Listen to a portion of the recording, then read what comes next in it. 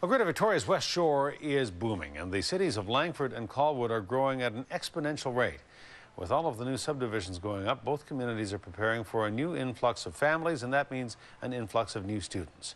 The Sooke School District projects a 55% increase in student enrollment in less than 15 years and needs more schools.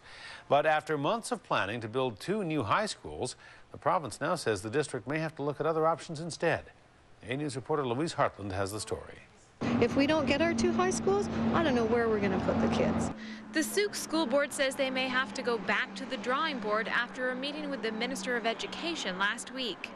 The board says it was presenting a growth plan to the ministry to demonstrate the need for 2 new high schools on the West Shore, a plan it says has cost $200,000. Well, right now it's almost like a 2-for-1 sale. If they actually went forward with our plan, they would actually only have to put out $40 million to fund an $80 million project.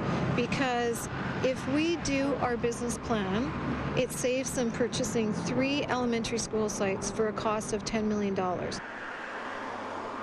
The new schools would replace the aging Belmont Secondary School, a school the board says is falling apart. Water damage stains the ceiling from the leaking roof, and duct tape seals the floorboards from curling up from the moisture. The sites for both new schools have already been purchased, one where the boarded-up Glen Lake Elementary stands today. This artist's rendering shows the proposed new school in Royal Bay. The Langford and Colwood mayors are both working on the project in collaboration with the school board. And it's a good deal for the government. It's a good deal for our community. Our community has been wanting this for I don't know how long, over 20 years. Does it make sense to retrofit this existing high school with respect to earthquake preparedness? Absolutely not. It makes sense to put good money into a brand new school rather than good money into bad infrastructure. It's that simple. The Westshore Chamber of Commerce CEO says it's time for new schools, not only for the students. We've got to have the schools. They're overfilling, they're in bad shape. It's crucial to our employers to attract people who have families to work here. It's crucial to them to have people who can graduate from good schools. The Minister of Education says she did not say the 2-school project would not go ahead in last week's meeting. She says there are other considerations the ministry has to make. There's a lot of pressure on our capital budget. There's a lot of demands all around the province.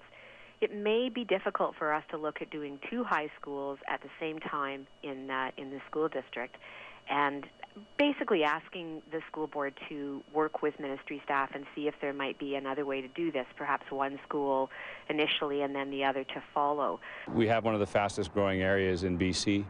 It's important to recognize when they say the discussion of maybe 1 school instead of 2, but this is really a joint effort between Colwood and Langford and the school district to put something forward to the province. A decision that will likely fall on the new leader in the coming weeks.